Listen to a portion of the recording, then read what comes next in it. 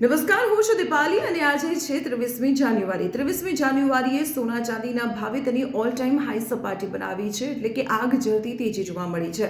આજે સૌથી પહેલા વાત આપણે ચાંદીની કરીશું, કારણ કે ચાંદીએ સીધી 15,000 રૂપિયાની છલાંગ લગાવી દીધી છે અને આ વધારા સાથે ચાંદીનો ભાવ હવે 3.5 લાખ રૂપિયાની નજીક પહોંચી ગયો છે. એટલે કે આજે 15,000 રૂપિયાના વધારા સાથે અમદાવાદમાં 1 કિલો ચાંદીનો ભાવ બોલાયો છે 3,40,000 રૂપિયા.